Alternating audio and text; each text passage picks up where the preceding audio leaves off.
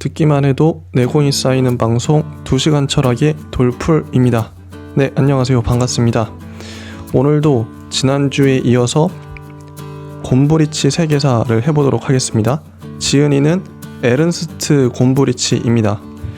206쪽이고요. 23장 기사다운 기사입니다. 읽어볼게요. 기사란 말은 원래 말 타는 사람을 뜻했으며 기사도라는 것도 여기서 시작되었다. 기사란 훌륭한 군마를 타고 전쟁에 나갈 수 있는 사람이었다. 그럴 능력이 없는 사람은 걸어서 전쟁에 나가야 했으며 따라서 기사가 아니었다. 왕에게서 봉토를 하사받은 귀족들은 모두 기사였다. 영주의 농장 관리인인 집사들은 권력은 크지 않았어도 장원의 일부를 봉토로 받았기 때문에 멋진 말을 소유할 여유가 있었다. 집사들은 자신의 영주가 왕의 부름을 받고 전쟁에 나가면 자기 말을 타고 함께 출정했다. 따라서 집사들 역시 기사였다. 하지만 농노와 가난한 하인들, 기사의 시종이나 군대의 보병은 기사가 아니었다. 이 모든 것은 하인리 4세의 시대, 그러니까 서기 1000년경에 시작되어 수백 년 동안 지속되었다. 기사제도는 독일뿐 아니라 다른 나라, 특히 프랑스에서도 발전했다. 209쪽 농노의 자식은 농노가 되었고 기사의 자식은 기사가 되었다. 중세 유럽의 신분 제도는 고대 인도의 카스트 제도와 크게 다를 것이 없었다. 중간에 성체의 구조나 성체의 건축, 기사가 되는 과정이 나오는데 이걸 그냥 뛰어넘을게요. 210쪽 수도사가 수도회에 소속되듯 기사는 기사단의 일원이었다. 수도사가 기도와 선행을 통해 신에게 봉사하듯 기사는 자신의 힘을 통해 신에게 봉사해야 했다. 기사는 여자나 가난한 자, 과부 혹은 고아처럼 힘없는 사람을 보호해야 했다. 기사는 정의를 위해서만 칼을 뽑아야 했으며 어떤 일에서든 신에게 봉사하는 마음을 잃지 않아야 했다. 또한 기사는 주군인 영주에게 절대적으로 복종해야 했으며 영주를 위해서라면 무슨 일이든 해야 했다. 기사는 어느 여인을 사랑하면 그녀의 명예를 기리기 위해 싸움을 했으며 온갖 위험을 견뎌냄으로써 그녀에 대한 자신의 간절한 마음을 알리려 했다.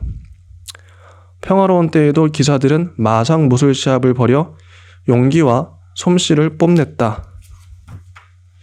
그리고 212쪽 기사들은 신과 크리스트교를 위해 싸우는 것을 주요한 사명이라 여겼다. 때마침 아주 좋은 기회가 왔다.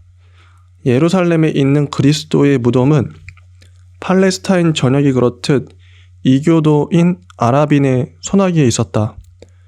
이 사실을 아주 과격한 어느 프랑스 설교자가 기사들에게 상기시켜 주었으며 독일 왕들과의 싸움에서 승리를 거두고 크리스트교 세계의 강력한 지배자로 부상한 교황 역시 성지 해방을 위해 나서라고 호소했다. 그러자 수천 수만 명의 기사들이 열광적인 호응을 보내왔다. 신께서 원하신다. 신께서 원하신다. 기사들은 고드프루아 드 부용이라는 프랑스 영주의 지휘 아래 1096년에 도나우강을 따라 콘스탄티노플로 향했으며 여기서 소아시아로 건너가 팔레스타인에 도착했다. 모든 기사와 병사들은 빨간 천으로 만든 십자가를 양 어깨에 붙였기 때문에 십자군이라 불렸다. 십자군은 한때 그리스도의 십자가가 세워졌던 땅을 해방시키고자 했다. 숱한 어려움과 수년 동안의 전투를 겪고서 마침내 십자군은 예루살렘 인근에 도착했다. 이들은 성서를 통해서만 알고 있던 성스러운 도시를 두 눈으로 직접 보자 감격의 눈물을 흘리며 흙에 입맞추었다고 한다. 십자군에 포위된 아랍군은 용감히 방어했지만 결국 공략당하고 말았다. 하지만 예루살렘을 정복한 십자군은 참다운 기사이자 참다운 크리스트교의 자세를 지키지 못했다. 이들은 이슬람 교도를 모두 도륙했으며 아주 잔혹한 일도 서슴지 않았다. 그런 다음 참회를 하고는 성서의 시편을 읊으면서 맨발로 그리스도의 무덤까지 순례했다. 십자군은 예루살렘을 크리스트교 국가로 선포했으며 고드프로아드 부용이 그 수호자로 임명되었다. 십자군 원정은 기사들이 전혀 예상치 못한 방향에서 소득을 가져다 주었다. 머나먼 동양에서 크리스토 교도들이 아랍인의 문화, 즉 그들의 건축술과 미적 감각, 그리고 학문 세계와 접하게 된 것이다. 십자군의 1차 원정이 끝나고 100년이 채 못 되어 알렉산드로스 대왕의 스승인 아리스토텔레스의 저서들이 아랍어에서 라틴어로 번역되었으며 이 책들은 이탈리아와 프랑스, 독일에서 열심히 연구되었다. 사람들은 아리스토텔레스 철학과 교회의 가르침을 일치시키는 문제를 두고 깊은 생각을 거듭했으며 이 문제와 관련해서 지극히 어려운 생각으로 가득 찬 두꺼운 라틴어 책들을 쓰기도 했다. 네, 여기까지가 23장의 내용이고요. 기사와 십자군 전쟁에 대해서 설명이 나와 있습니다. 네, 그렇고요. 바로 넘어가도록 할게요. 24장 기사시대의 황제 216쪽입니다. 호헨슈 타우펜 가문 출신의 황제 프리드리히 1세는 멋진 붉은 수염을 길렀기 때문에 붉은 수염 왕 프리드리히란 별명으로 불렸다. 이탈리아인들은 그를 프리드리히 바르바로사라 불렀는데 바르바로사는 붉은 수염이란 뜻이었다. 프리드리히 바르바로사가 이처럼 이탈리아를 즐겨 찾았던 이유가 독일 왕에게 로마 황제의 관을 수여할 권한을 가진 교황이 거기 살았기 때문만은 아니다. 그는 돈이 필요했기에 이 나라를 실제로 지배하게 되기를 원했다. 독일에서는 돈을 구할 수 없었을까? 그렇다. 당시 독일에는 돈이 거의 없었다. 218쪽 당시 독일 사람은 농부 아니면 지주인 경우가 대부분이었기 때문에 돈이 없어도 잘 살아갈 수 있었다. 모든 수도원도 신자들이 증여하거나 유산으로 남겨준 땅을 많이 소유하고 있었다. 당시 광대한 독일 제국에는 넓은 산림지대와 좁은 농경지들, 마을 몇 곳과 영주들의 성체, 수도원들 외에는 아무것도 없었다. 도시가 아직 제대로 형성되지 않았던 것이다. 그런데 돈이 필요한 곳은 도시뿐이었다고 해요. 구두장이나 직물상인, 대서소, 서기 등의 직업을 가진 사람들은 가죽이나 옷감 혹은 잉크로 배고픔과 목마름을 해결할 수 없다. 이들 역시 빵이 필요하다. 도시에서 물물 교환을 하며 살기란 상상할 수 없을 만큼 복잡한 일이다. 그래서 사람들은 누구나 가지려 하고 받고 싶어 하며 쉽게 나눌 수 있고 지니기에도 편한 무엇인가를 교환에 사용하기로 했다. 이것은 보관하기가 나빠서도 안 되었기 때문에 금이나 은 같은 금속으로 만들어졌다. 이것이 바로 돈이다. 예전에는 돈을 모두 금속으로 만들었으며 부자들은 이런 돈을 주머니에 담아 허리춤에 차고 다녔다. 기사시대의 독일에는 도시가 거의 형성되지 않아서 돈이 필요 없었다. 하지만 이탈리아에서는 이미 로마 제국 시대부터 돈을 사용했다. 이탈리아에는 대도시가 많았고 상인도 많았다.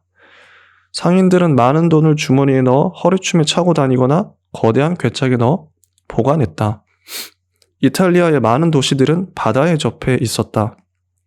예컨대 베네치아는 바다 한가운데 작은 섬들로 이루어진 도시로 그 주민들은 훈족을 피해 도망 온 사람들이었다. 그 밖에도 제노바나 피사 같은 거대한 항구 도시들이 있었는데 이곳의 시민들은 범선을 타고 세상을 돌아다니면서 동방의 아름다운 옷감이나 진기한 향신료, 귀한 무기들을 가져왔다. 사람들은 이러한 물품을 항구에서 사들여 피렌체, 베로나, 밀라노 같은 내륙 도시들로 날랐으며 도시에서는 진귀한 옷감으로 의복이나 깃발, 천막 등을 만들어 냈다. 이 물건들은 다시 프랑스나 영국, 독일로 팔려나갔다. 프랑스의 수도인 파리의 인구는 그때 이미 10만 명에 가까웠다. 사실 독일에서는 이런 물건들이 별로 팔리지 않았는데 지불할 만한 돈이 거의 없었기 때문이다. 도시의 시민들은 점점 더 부자가 되어갔다.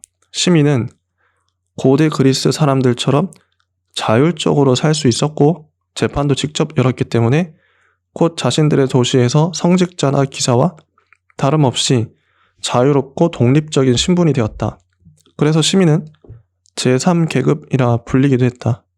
농부는 계급으로 간주되지도 않았다. 이 즈음에서 돈이 필요했던 프리드리히 1세 바르바로사 황제의 얘기로 돌아가 보자. 독일인으로서 신성 로마 제국의 황제였던 그는 이탈리아도 실질적으로 지배하고 싶었다. 이탈리아 시민들에게서도 곡물과 조세를 거두고 싶었던 것이다. 하지만 이탈리아 시민들이 이를 좋아했을 리 없다. 늘 그래왔듯 자유롭게 살기를 원했기 때문이다. 바르바로사는 군대와 함께 알프스를 넘어 이탈리아로 진군했으며 1158년에는 저명한 법학자들을 불러들였다. 법학자들은 신성 로마 제국의 황제가 바로 로마 황제의 후계자이므로 1000년 전의 모든 권리를 가진다고 엄숙하게 공표하지 않을 수 없었다. 그러나 이탈리아 도시들은 바르바로사 황제의 공표에도 아랑곳하지 않았고 아무것도 바치려 하지 않았다. 그러자 황제는 도시들로 쳐들어갔고 특히 반란의 중심지인 밀라노를 집중적으로 공격했다. 바르바로사 황제는 대승을 거두었지만 이탈리아를 떠나 고국 독일로 향하자마자 모든 일은 허사로 돌아갔다. 밀라노 시민들은 도시를 재건했고 독일 황제를 철저히 무시했기 때문이다.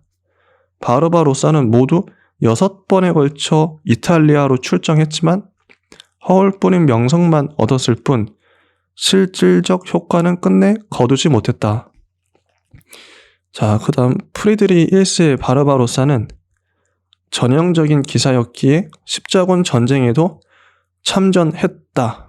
1189년에 3차 원정 때였다. 영국 왕 리처드 1세와 프랑스 왕 필립 2세도 이때 참전했는데 두 사람은 해로를 이용했다. 하지만 바르바로사는 육로를 택했다가 소아시아의 어느 강에서 익사하고 말았다. 그 다음에 222쪽 호헨슈타우펜 가문의 프리드리히 2세는 시칠리아에서 성장했다. 인노켄티우스 3세는 전체 크리스트교 세계의 실질적 수장이었다. 두뇌가 비상하고 학식도 풍부했던 그는 성직자들 뿐만 아니라 전 유럽의 영주들도 철저히 지배했다. 그의 권력은 영국에까지 미쳐서 영국 왕 존이 자신에게 복종하지 않자 존 왕을 파문시키고 영국 사제들의 예배 집전도 금지시켰다. 이 일로 분노한 영국 귀족들은 왕에게서 거의 모든 권한을 빼앗았다. 1215년 존 왕은 두 번 다시 귀족들의 뜻을 거스르지 않겠노라고 엄숙히 맹세할 수밖에 없었다. 이때 영국 왕이 백작과 기사들에게 넘겨준 문건, 왕의 여러 가지 권한을 영원히 이들에게 양도하겠노란 약속을 담고 있는 문건을 마그나 카르타라고 한다. 대서약 또는 대헌장이란 뜻의 마그나 카르타는 오늘날까지도 영국에서 준수되고 있다. 이때부터 영국은 교황 인노켄티우스 3세에게 곡물과 조세를 바쳐야 했다. 교황의 권력은 그토록 막강했던 것이다.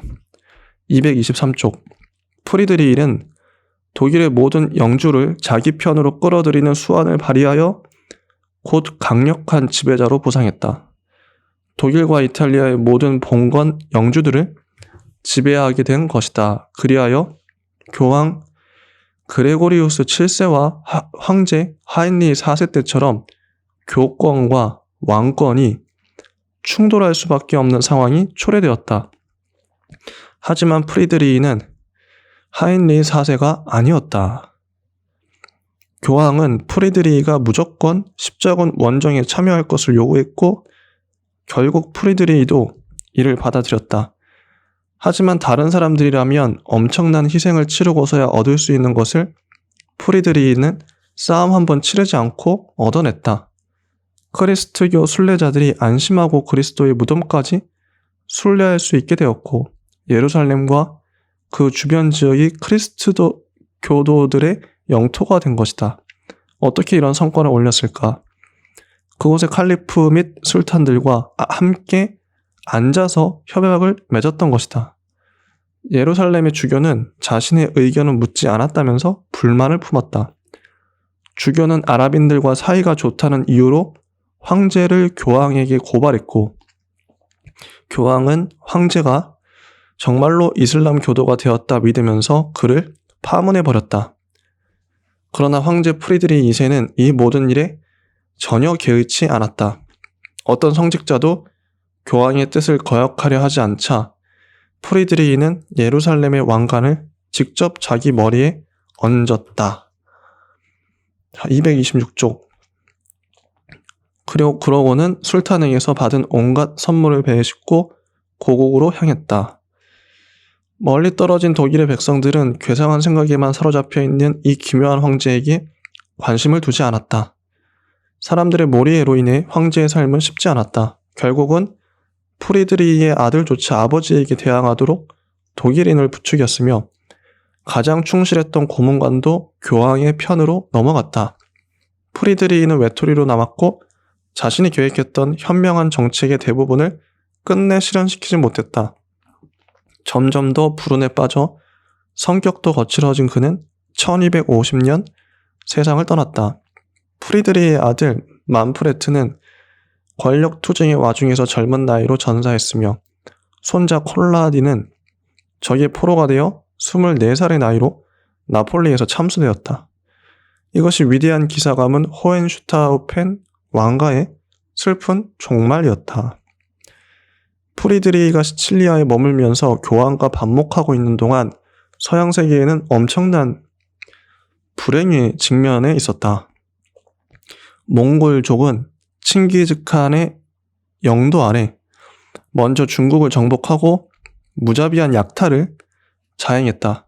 그런 다음 페르시아를 정복해서 약탈하고는 훈족과 아바르족, 마자르족이 달렸던 길을 따라 유럽으로 향했다. 이들은 헝가리와 폴란드를 휩쓸면서 끔찍한 만행을 저질렀다. 1241년 마침내 독일 국경의 브레슬라우에 도달해서 도시를 점령하고 불질러 버렸다. 발길이 닿는 곳마다 모든 사람을 죽였으며 결코 자비란 없었다. 몽골족은 역사상 가장 거대한 제국을 지상에 실현했다. 몽골족은 거칠고 사나운 떼거리가 아니라 잘 훈련된 군대였으며 지휘관들도 아주 영리했다. 크리스트교 세계는 몽골족 앞에서 속수무책이었으니 대규모의 기사군대도 이들과 싸워 참패하고 말았다. 서양 세계가 사상 최대의 위기에 직면한 순간 이들의 지배자가 시베리아의 어느 곳에서 죽었고 몽골 전사들은 갑자기 방향을 돌렸다. 이렇게 몽골족은 물러갔지만 이들이 지나간 나라는 철저히 폐허로 변하고 말았다. 독일은 호헨슈타우펜 왕가의 마지막 후손이 죽고 나자 지금까지보다 더욱 큰 혼란에 빠졌다. 저마다 다른 사람을 왕으로 뽑으려 해서 그 누구도 왕이 될 수 없었다. 왕이든 황제든 통치할 사람이 없었기에 나라가 온통 뒤죽박죽이 되었다. 네, 그리고 231쪽 1273년 영주들은 루돌프를 왕으로 선출했는데 이는 그가 가난하고 이름 없는 기사이기에 자신들에게 대항하지 못하리라 생각한 때문이었다. 처음에는 영토가 별로 없어 권력도 작았지만 루돌프는 자신의 영토와 권력을 단숨에 증대시켜 나갈 수 있었다. 루돌프 폰 합스부르크는 가장 반항적인 영주인 보헤미아의 오토 카르와 전쟁을 벌여 승리를 거두었으며 그의 영지 일부를 몰수했다. 왕으로서는 정당한 일이었다. 자, 여기까지가 24장의 내용이었고요. 예, 재밌죠? 그냥 읽기만 해도 재밌습니다. 뭐 별다른 설명이 필요 없겠죠? 쭉쭉 읽으면서 나가보도록 하겠습니다. 25장 도시와 시민 232쪽입니다. 프리드리 바르바로사가 죽은 1190년과 루돌프 폰 합스부르크가 죽은 1291년 사이에 약 100년 동안 유럽은 상상하기 어려울 만큼 큰 변화를 겪었다. 여러 차례 십자군 원정 덕분에 독일인은 세상을 돌아보았으며 머나먼 이국과 교역도 하게 되었다. 그런데 이 교역에서는 황소를 양과 바꾸거나 뿔잔을 옷감과 바꾸는 물물교환이 통하지 않았다. 돈이 필요하게 된 것이다. 돈이 쓰이게 되자 온갖 물건을 사고 팔 수 있는 시장도 생겨났다. 시장은 성벽이나 탑으로 보호되는 곳, 대개는 영주의 성체 근처에 자리 잡았다. 이곳으로 이주해서 장사를 하는 사람들이 시민이었다. 시민은 더 이상 영주에게 예속되지 않았다. 규모가 큰 도시의 시민들은 왕 이외에 그 누구에도 굴종하지 않았기에 당시에는 이런 말도 유행했다. 도시의 공기는 자유를 만든다. 중세 도시는 대개 작고 옹색했으며 비좁은 골목과 협소하고 높기만 한 건물들로 빽빽이 들어차 있었다. 이런 곳에 상인과 수공업자들이 가족과 함께 옹기종기 모여 살았다. 대부분의 상인은 무장한 사람들의 호의를 받으면서 각지를 돌아다녔다. 당시에는 기사다움을 잃고 강도나 진배 없는 기사들이 많았기 때문에 호의들을 거느리는 것이 필수였다. 이런 기사들은 성에 앉아 상인들이 지나가기를 기다렸다가 약탈을 자행하곤 했다. 하지만 도시의 시민들도 가만히 당하고 있지는 않았다. 시민들은 돈이 있었기에 군인들을 고용했으며 종종 기사들과 싸움을 벌였고 승리를 거둔 적도 적지 않았다. 수공업자들, 예컨대 재단사나 구두장이 직물공, 제빵사, 대장장이 화가, 목수, 석수, 종합가 등은 누구든지 길드라 불리는 자신들끼리의 조합에 소속되어 있었다. 도시의 규모가 작아 재단사가 많이 필요하지 않았기에 길들은 일거리에 비해 많은 장인이 배출되지 않도록 엄격히 통제했다. 그리고 236쪽 십자군 원정에 참가한 기사들이 성지탈환을 위해 자신을 희생한 것처럼 시민과 수공업자들은 도시의 교회를 세울 경우 자신들의 재산과 노동력을 정말로 아끼지 않았다. 새로 짓는 교회나 대성당이 이웃 도시의 자랑거리들보다 더 크고 더 아름다우며 더 화려해야 한다는 것이 이들에게는 무척이나 중요한 문제였다. 도시 전체가 공명심에 불탔고 시민은 각자 맡은 일에 열중했다. 교회는 도시 전체의 작품이었고 교회를 세운다는 것은 모든 사람의 공동 예배와 같은 것이었다. 신앙심 깊은 십자군이 예루살렘을 정복하고 끔찍한 학살을 자행했던 것처럼 당시 시민들 중 많은 사람들은 수도사들의 설교에서 가르침을 얻기보다 신앙이 다른 모든 사람을 증오하는 것을 배웠다. 특히 유대인은 언제나 박해의 대상이었는데 신앙심이 깊다고 자부하는 시민일수록 유대인들을 심하게 다루었다. 당신이 알아야 할 것은 유대인은 고대의 민족들 중 유럽에 남은 유일한 민족이었다는 점이다. 바빌로니아인이나 이집트인, 페니키아인, 그리스인, 로마인, 갈리아인, 고투족은 모두 몰락했거나 다른 민족과 융합되어 버렸다.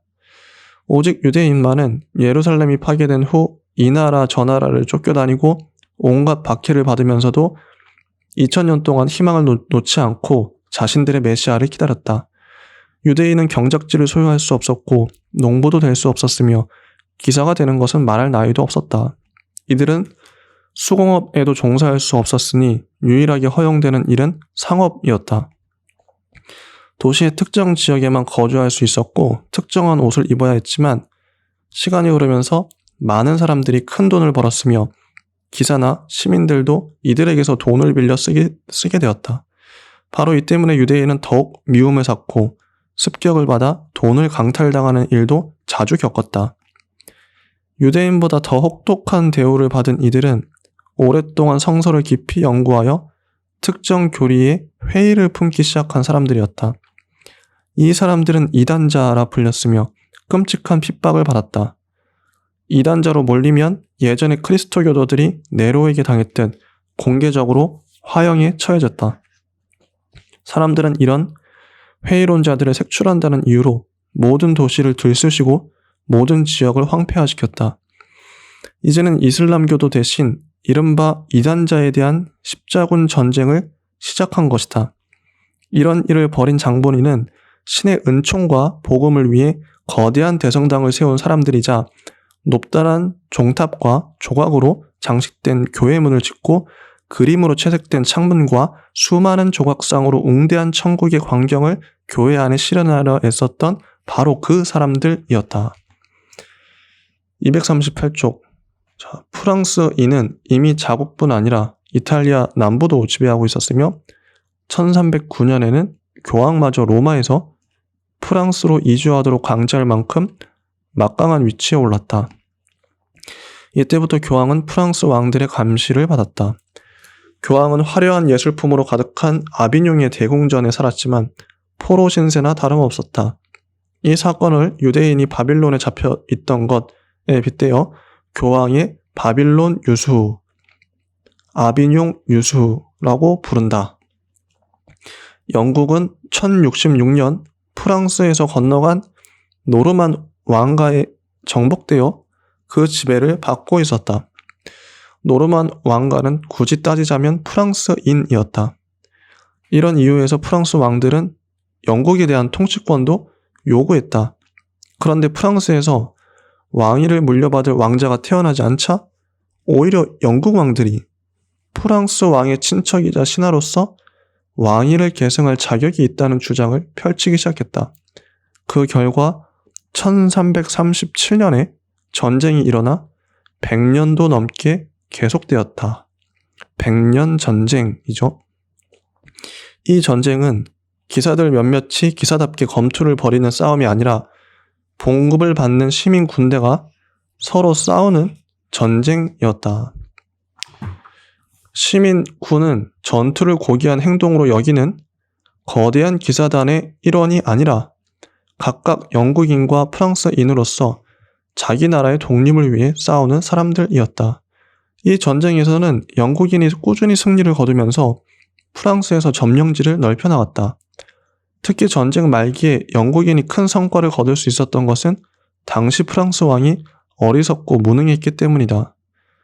프랑스인들은 영국인의 지배를 원치 않았다. 이때 기적이 일어났다. 17세의 순박한 양치기 소녀 잔다르크가 신의 부름을 받았다고 믿으면서 완전 무장을 한 채 프랑스 군을 이끌었고 마침내 영국군을 격퇴시킨 것이다. 잔다르크는 이렇게 말했다. 영국인들이 영국으로 돌아가야 평화가 찾아온다. 영국인들은 그녀에게 무섭게 복수했다. 이들은 잔다르크를 포로로 잡아 마녀로 몰아버리고는 사형 선고를 내렸다. 그녀는 1431년 화형에 처해졌다. 242쪽. 상인과 수공업자는 읽고 쓸 줄 알아야 일을 할 수 있었고 많은 기사들은 사랑스러운 귀부인들을 위해 정교하고 우아한 시를 지었다. 학문 역시 더 이상은 수도원방에 틀어박힌 일부 수도사들의 전유물이 아니었다. 유명한 파리 대학은 이미 1200년대로 접어든 직후부터 세계 각지에서 몰려든 2만 명의 학생을 확보하고 있었다. 학생들은 주로 아리스토텔레스의 이론을 연구했으며 이 이론이 성서와 일치하는지에 관해 많은 의견을 개진하고 활발한 토론을 벌였다. 1348년에 카를 4세는 프라하에 대학을 세웠는데 이것이 독일 최초의 대학이었다. 군주의 성은 도시 한가운데 자리 잡았다. 이미 여기서 알 수 있듯 도시는 이제 아주 중요한 장소가 되었다. 하지만 이 역시 아직은 시작에 불과했다. 그 다음에 다음 장으로 넘어가도록 하겠습니다. 26장이고요. 243쪽입니다. 제목은 새로운 시대. 자, 1400년 이후 이탈리아의 여러 도시, 특히 중부의 거대하고 부유한 도시들에서 일어났다. 그 중에서도 피렌체가 대표적이었다. 자, 피렌체 시민들은 독일 황제의 간섭에서 벗어난 지 이미 오래였다. 예전에 아테네 시민들이 그랬듯 이들은 자유롭고 독립적이었다. 경외하는 마음으로 오직 신께 봉사하는 신의 전사나 수공업자가 되는 것은 피렌체 시민들에게 별로 대단한 일이 아니었다. 이들은 지식과 능력을 갖춘 완전한 인간이 되기를 원했다. 즉 자신의 의지에 따라 스스로 판단하지 그 누구에게도 의견을 묻거나 찬동을 구하지 않는 인간. 낡은 책을 뒤적이면서 전통적 관습이나 풍습을 따지는 대신 두 눈을 크게 뜨고 두 손으로 움켜쥘 줄 아는 인간이 되기를 원했던 것이다. 바로 이것, 직접 관찰하고 다룰 줄 아는 것이 이들에게는 중요한 일이었다. 누가 귀족인지 가난한 사람인지 크리스트교도인지 이단자인지 아니면 길드의 모든 규칙을 준수하는지 아닌지는 사실상 부차적인 문제였다. 중요한 것은 자립심과 유능함, 지성과 지식, 그리고 행동력이었다.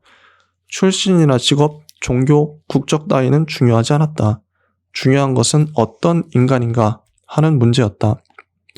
1420년경 피렌체 시민들은 이런 자신들이 중세의 사람들과 전혀 다르다는 사실을 문득 깨달았다.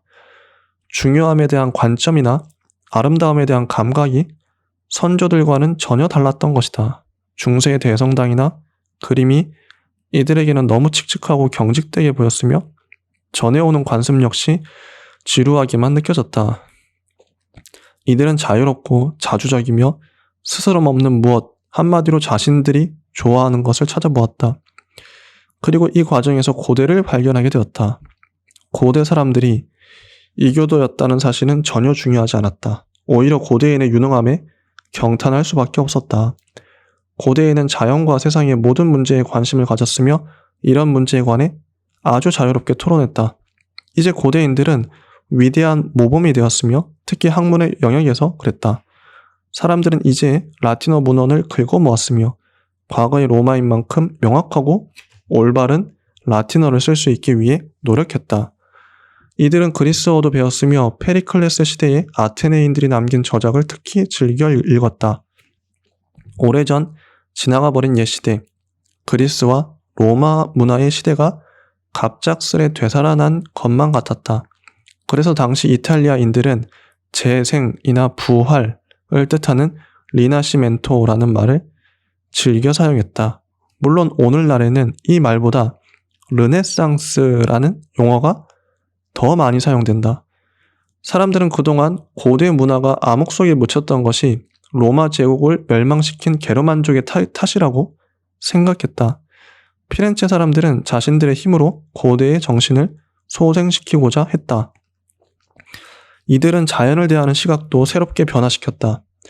2000년 전의 아테네인들처럼 자연을 편견 없이 바라보게 되었다. 이들은 세상이 얼마나 아름다운지, 하늘과 나무, 사람과 꽃, 동물이 얼마나 아름다운지 새삼 깨달았고 이것들을 눈에 보이는 대로 그렸다. 수도사의 책에 나오는 성자 이야기나 대성당의 창문처럼 대상을 엄숙하고 위대하며 성스럽게 그린 것이 아니라 다채롭고 쾌활하며 자연스럽고 분명하게 편견 없이 정확히 묘사했다. 두 눈으로 직접 보고 직접 만져보는 것, 예술에서도 이런 태도가 최선으로 간주되었다. 그래서 당시 피렌체에는 위대한 화가와 건축가들이 많이 살았다. 새로운 시대의 화가들은 자신들이 묘사하는 대상을 충분히 이해하고자 했다. 화가는 자신이 묘사하는 사물들이 어떤 성질을 지녔고 서로 어떤 연관을 맺고 있는지도 알고자 했다. 이 화가의 이름은 레오나르도 다빈치였다. 농가의 하녀에게서 태어난 그는 1452년부터 1519년까지 살았다. 그는 사람들이 울고 웃을 때의 정확한 모습은 물론 근육과 뼈와 힘줄을 지닌 신체 내부에 관해서도 정확히 알고 싶었다.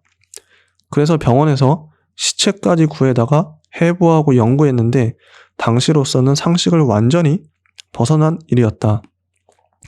다빈치는 여기서 멈추지 않고 식물과 동물도 정확히 관찰했다. 새들이 나는 모습을 연구해서 인간도 날 수 있는 방법을 고안하려 했다. 그는 인공새, 즉 비행기의 가능성을 정밀하고 상세하게 연구한 최초의 사람이었다. 물이 소용돌이치는 원리가 무엇이고 뜨거운 공기가 위로 올라가는 이유는 무엇인지 알고 싶으면 곧바로 실험을 해보았다. 그는 당대인들이 책에 써놓은 지식에 크게 기대지 않고 자연의 모든 현상을 실험에 의해 해명하려 한 최초의 사람이었다. 250쪽. 레오나르도 다빈치가 살던 시대의 피렌체에는 부와 권력을 한 손에 쥔 가문이 있었다. 바로 양모무역과 금융업을 주도하던 메디치 가문이었다. 일찍이 페리클레스가 아테네를 지배했던 것처럼 메디치 가문은 1400년에서 1500년 사이의 기간 동안 직간접적으로 피렌체의 역사를 주도해 나갔다. 특히 로렌초 데 메디치는 엄청난 재물을 바람직한 곳에 사용했기 때문에 훌륭한 사람으로 추앙받았다. 그는 예술가와 학자들을 육성하는데 많은 노력을 기울였다. 그는 재능 있는 젊은이가 있다는 이야기를 들으면 당장 자신의 집으로 불러들여 교육을 받게 했다. 특히 메디치 가문의 부유한 성직자들이 교황으로 선출되고부터는 이탈리아 전역의 위대한 예술가들이 로마로 몰려와 최고의 걸작들을 양산했다. 당시의 교황은 크리스트교 성직자나 사제라기보다는 이탈리아 지배를 꿈꾸는 사치스러운 영주였다. 교황은 수도인 로마로 경이로운 예술작품들을 끌어모으기 위해 엄청난 돈을 쏟아부었다. 이교적인 고대를 재생하겠다는 이념은 독일이나 프랑스의 도시에도 점차 확산되었다. 이런 도시의 시민들도 서서히 새로운 사상과 형식에 몰두했고 새롭게 쓰인 라틴어 서적들을 읽기 시작했다. 그리고 1453년 이후에는 책들을 훨씬 저렴한 가격으로 쉽게 구할 수 있게 되었다. 어느 독일인의 위대한 발명 덕분이었다. 그 발명이란 인쇄술을 말하며 이는 페니키아인의 알파벳 발명에 버금갈 만큼 위대한 것이었다. 독일인 구텐베르크는 나무판에 글자를 새기는 대신 글자 하나하나를 나무 토막으로 깎아 만드는 방법을 택했다. 나무 토막들을 틀에 끼워 조이면 원하는 면을 몇 장이든 찍어낼 수 있었다. 그리스와 로마의 노예나 중세의 수도사들이 몇 년씩 걸려 베껴 썼던 것에 비하면 정말이지 간단하고 저렴한 방법이었다. 곧 독일과 이탈리아에는 인쇄소들이 우후죽순으로 생겨났으며 이렇게 인쇄된 서적이나 성서, 여러 문서들이 도시는 물론 시골에도 널리 보급되었다. 당시 세상을 한층 더 크게 변화시킨 발명품이 있었으니 그것은 바로 화약이었다. 화약은 1300년 이후 유럽에서 처음으로 성곽을 무너뜨리거나 사람을 살상하는 대포에 사용되었다. 얼마 후에는 병사들도 커다랗고 무거운 화승총을 들고 다녔다. 그러나 기사들에게 총은 쓸모없는 물건이었다. 멀리서 어떤 사람의 몸에 총알을 날리는 것은 기사다운 태도가 아니었기 때문이다. 그런데 성 안의 병사들이 쏘는 총알을 막기 위해 기사들은 점점 더 무겁고 두꺼운 갑옷을 입어야 했다. 기사들은 쇠사슬 갑옷만 입고 말에 올라타는 대신 온몸을 철갑으로 두르고 다녀야 했기에 제대로 몸을 움직일 수조차 없었다. 기사들은 아무리 용감해봤자 그다지 두려움의 대상이 되지 못했다. 1500년 독일을 다스렸던 황제 막시밀리안 1세는 최후의 기사라 불린다. 막시밀리안 황제는 이탈리아 지배권을 둘러싸고 프랑스와 전쟁이 일어났을 때 기사들을 동원하는 대신 돈을 받고 싸우는 병사들을 고용했다. 이처럼 돈을 받고 싸우는 군인을 용병이라 한다. 우리가 중세를 가리켜 별이 빛나는 밤이라 불렀다면 피렌체에서 시작된 이 새로운 시대는 청명한 아침에 비유될 수 있다. 자, 다음 장 27장 새로운 세계 256쪽이고요. 이미 오래전부터 중국인들은 사막을 횡단할 때면 나침반을 사용했는데 이 마법의 도구는 아랍인의 손을 거쳐 유럽인에게 전해졌다. 그렇지만 서쪽 바다를 건너갈 엄두를 내는 사람은 아직 없었다. 바다는 너무 넓은 미지의 영역이었기 때문이다. 당시 가난하지만 모험심이 강하고 야심도 큰 제노바 출신의 이탈리아인이 살았는데 그의 이름은 콜럼버스였다. 서쪽으로 계속 항해해서 세상을 반바퀴쯤 돌면 머나먼 동양에 다다르게 될 것이다. 풍요한 나라 중국이나 동화 같은 인도에 닿게 되는 것이다. 그곳에 가면 황금과 상아, 진기한 향신료를 얼마든지 구할 수 있다. 자신이 구상한 새로운 항로를 이용하면 종래의 길로는 몇 달이 걸리는 곳에 단 며칠 안에 도착할 수 있을 것이라고 콜럼버스는 생각했다. 그는 만나는 모든 사람에게 이 계획을 떠벌렸고 그 이야기를 들은 모든 사람이 그를 비웃었다. 포르투갈 왕가와 에스파냐 왕가는 모두 콜럼버스의 계획에 별다른 흥미를 보이지 않았다. 콜럼버스의 계획은 수포로 돌아갈 위기에 처했다. 여왕에게 내건 조건이 결코 사소하지 않았기 때문이다. 콜럼버스는 탐험에 성공할 경우 귀족 자기를 받는 것은 물론 새로 발견된 모든 지역에서 여왕의 대리인이자 총독으로 부임하고 또 이 지역에서 거두는 조세의 일화를 갖겠다고 하는 등 무수한 조건을 내걸었다. 이 제안이 거부되자 콜럼버스는 다시 프랑스로 발길을 돌렸다. 만약 프랑스 왕이 자신의 제안을 받아들인다면 탐험에서 발견하는 나라가 모두 프랑스 왕에게 귀속될 수밖에 없는 상황을 만든 것이다. 이를 두려워한 에스파냐 사람들은 그를 다시 불러들이고 그의 제안을 수락했다. 그러고는 형편없는 배 2척을 그에게 내주었다. 콜럼버스는 인도에 닿은 것이 아니라 아메리카 대륙 근처의 어느 섬에 도착했다. 콜럼버스의 착각 덕분에 아메리카 원주민은 인디언이라 불렸고 콜럼버스가 상륙한 섬들은 서인도 제도라 불린다. 콜럼버스는 인도에 도착했다 믿었고 에스파냐 왕의 이름으로 그곳을 점령했다. 더 많은 여행 경험을 쌓은 훗날까지도 그는 자신이 발견한 곳이 인도라는 생각을 버리지 않았다. 그는 자기가 꿈꿔왔던 나라 인도의 부왕이 되고 싶었다. 이 대담한 모험가 크리스토퍼 콜럼버스가 우연히 아메리카를 발견한 1492년은 근대의 시점으로 간주된다. 중세의 시점으로 간주되는 서기 476년에 비하면 아주 우연적인 날짜이다. 그럴 것이 476년에는 실제로 서로마 제국이 몰락했고 로물루스, 아우구스툴루스라는 묘한 이름을 가졌던 마지막 황제도 자리에서 물러났기 때문이다. 에스파냐로 돌아온 콜럼버스는 성대한 환영을 받았지만 모험을 계속하는 가운데 지나친 야심과 자만심, 탐욕, 현실감이 떨어지는 기질 등을 보였기에 점점 더 미움을 샀다. 결국 에스파냐 왕은 서인도 제도의 부왕이자 제독인 콜럼버스를 체포하라고 명령했으며 쇠사슬에 묶여 본국으로 송환케 했다. 이제 에스파냐 사람들은 꿈에 그리던 곳에 정말로 도착했다고 믿었다. 그들이 찾으려 한 것은 바로 황금의 나라였기 때문이다. 황금의 나라에 관해 온갖 황당한 상상을 했고 지붕이 황금으로 높인 도시들을 기대했다. 이 거칠고 난폭한 사내들은 에스파냐 왕에게 바칠 땅을 찾고 약탈로 한 몫을 잡을 요량으로 미지의 나라를 찾아온 것이다. 현실감이 없는 이 모험가들은 점점 더 탐욕의 눈이 어두워졌으며 원주민에게 온갖 속임수와 계략을 쓰는 것은 물론 잔혹한 행위도 마다하지 않았다. 이들은 이해할 수 없을 만큼 대담했고 이해할 수 없을 만큼 비인간적이었다. 가장 슬픈 것은 이들이 크리스트 교도로 자처했을 뿐 아니라 이 교도에 대한 모든 잔혹한 행위를 크리스트교를 위한 것이라 믿었다는 점이다. 정복자들 중 에르난 코르테스는 특히 말도 못할 만큼 야심이 큰 인물로 한때는 대학에서 공부도 한 사람이었다. 1519년 그는 에스파냐 병사 150명과 기병 13명, 대포 서너문을 끌고 해안에서 출발했다. 원주민들은 백인 침입자들이 신이 아니라면 적어도 강력한 마술사일 거라고 생각했다.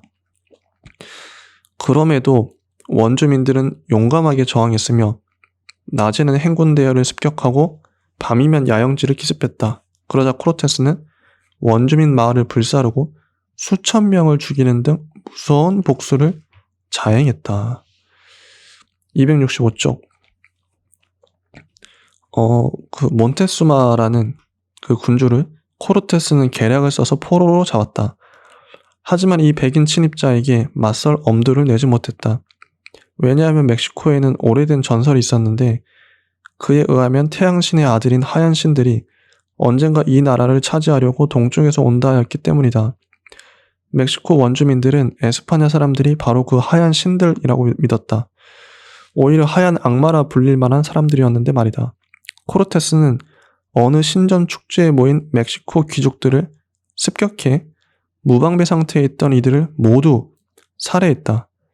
이 일로 멕시코 원주민들이 들고 일어나자 코르테스는 몬테수마를 궁전 지붕에 세워놓고는 백성들을 진정시키라고 강요했다. 그러나 백성들은 더 이상 왕의 말에 따르지 않았다. 심지어 백성들 중 누군가 돌을 던졌고 몬테수마는 그 돌에 맞아 죽었다. 이후 끔찍한 학살극이 시작되었고 이 와중에 코르테스는 엄청난 대담성을 보여주었다. 적은 수의 에스파냐군이 병자와 부상자까지 이끌고 분노와 적개심으로 들끓는 도시에서 빠져나온 것은 기적에 가까운 일이었다. 코르테스는 당연히 새 병사들을 데리고 돌아왔으며 찬란한 도시 멕시코를 파괴하고 불태워버렸다. 에스파냐 사람들은 멕시코뿐 아니라 아메리카의 다른 많은 지역에서도 오랜 역사를 지닌 문화 민족들을 끔찍한 방식으로 말살시켰다. 인류 역사의 이 처참한 장을 떠올릴 때면 우리 유럽인들은 수치심을 느낄 수밖에 없으니 나 역시 이제 입을 다물고만 싶다. 그러는 동안 포르투갈 사람들이 인도로 가는 올바른 항로를 발견했다. 이들이 인도에서 부린 만행은 에스파냐 사람들이 원주민들에게 자행한 것에 결코 뒤지지 않았다. 포르투갈 사람들은 고대 인도인들의 지혜에는 아무 관심이 없었다. 이들이 원하는 건 역시 오직 황금뿐이었다. 인도와 아메리카에서 들여오는 황금 때문에 유럽에는 돈이 점점 쌓여갔다. 이로 인해 시민들은 점점 부자가 됐으나 기사와 지주들은 오히려 점점 더 빈곤해졌다. 배들은 서쪽으로 드나들었기 때문에 특히 유럽 서부의 항구들이 중요해지고 그 세력도 커졌다. 에스파냐뿐 아니라 프랑스와 영국, 네덜란드의 항구 도시들이 여기에 속했다. 하지만 독일은 바다 너머에서 이루어지는 정복 활동에 끼지 못했다. 당시 국내 문제만으로도 버거운 상황이 있었기 때문이다.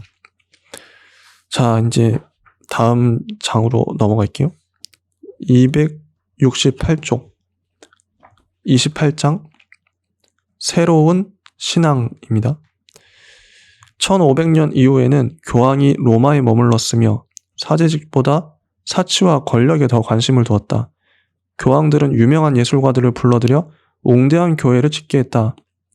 특히 피렌체의 예술과 호사스러운 생활에 길들여졌던 메디치 가문에서 2명의 교황이 배출된 이후로는 로마에도 하늘을 찌를 듯한 화려한 건물들이 여러 채 생겨났다. 규모에서나 아름다움에서 유례가 없을 만큼 빼어난 교회를 새로 짓고 싶어 했다. 그러기 위해서는 엄청난 액수의 돈이 필요했다. 어떻게 돈을 조달하느냐는 교황에게 그다지 중요하지 않았다. 돈은 무조건 조달되어야 하고 교회는 완성되어야 한다고 생각했을 뿐이다. 그러자 교황의 환심을 사려는 많은 사제와 수도사들이 교회의 가르침과 일치하지 않는 방법으로 모금을 시작했다. 신자들에게 죄를 면해줄 테니 돈을 내라고 요구한 것이다. 이를 면죄부라 불렀다. 당시 독일의 비텐베르크에는 아우구스티누스 수도회에 속한 마르틴 루터라는 수도사가 살았다. 그런데 1517년 면죄부 장사꾼들이 비텐베르크까지 찾아와서 새로운 성 베드로 성당을 세울 자금을 모았다. 이 성당의 건립은 당대 가장 유명한 화가인 라파엘로의 감독 아래 마침 시작된 상태였다. 이 성당, 그래서 루터는 교회의 가르침에 어긋나는 직권을 남용하는 것에 주의를 환기시키고자 했다.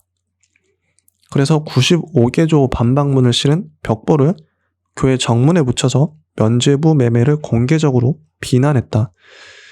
루터의 생각에 의하면 은총은 돈으로 살 수 있는 것이 아니었다. 만약 돈으로 살 수 있다면 그것은 더 이상 은총이 아닐 것이기 때문이다. 믿음 외에는 그 무엇도 필요하지 않다. 신의 은총은 중재될 수 있는 것이 아니다. 오로지 신의 은총에 대한 신자 개인의 확신과 믿음만이 구원을 가져올 수 있다.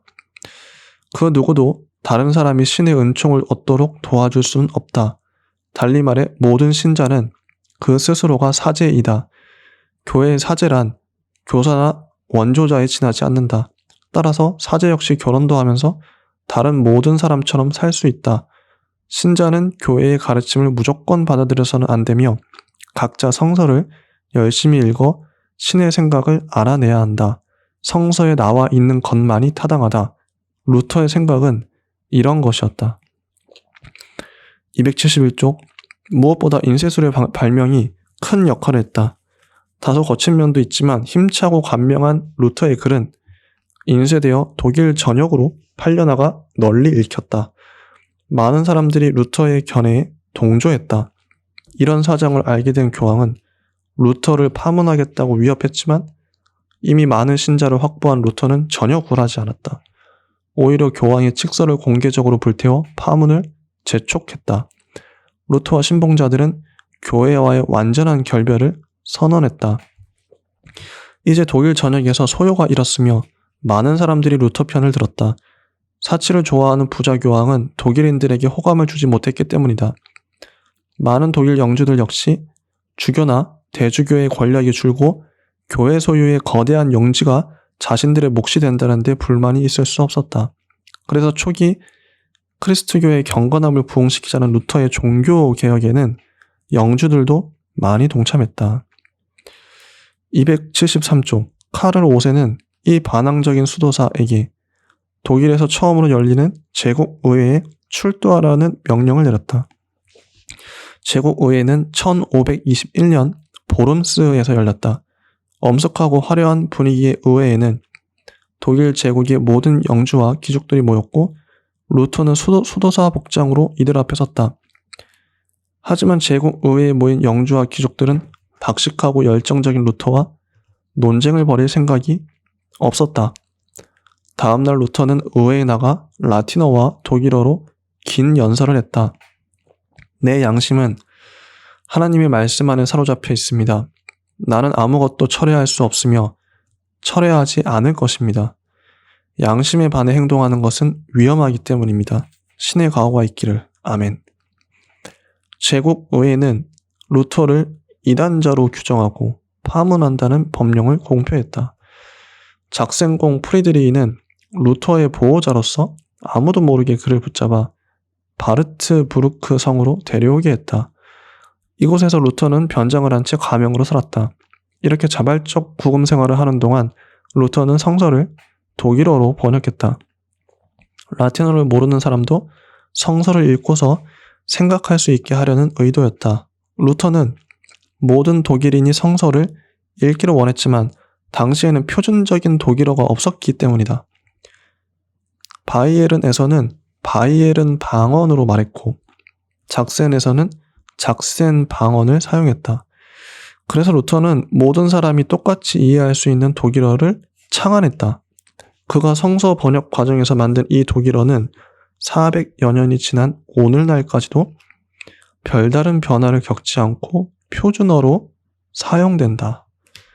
루터의 추종자들은 루터 자신보다 더 과격한 루터주의자가 되어 있었다.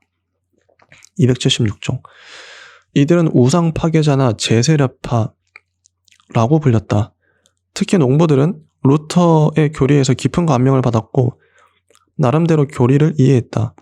루터의 교리에 따르면 인간은 오직 양심에만 따르면 되고 다른 누구에게도 복종할 필요가 없다. 각자 자유로운 개체로서 철저히 자주적으로 신의 은총을 얻기 위해 노력해야 했다. 인간은 누구나 자유롭고 아무에게도 종속되지 않는다는 이 교리는 농노들로 하여금 자신들도 철저히 자유로울 수 있다는 생각을 갖게 했다. 그래서 농노들은 저마다 도리깨나 낫을 들고 일어나 지주들을 살해하거나 수도원과 도성으로 쳐들어갔다.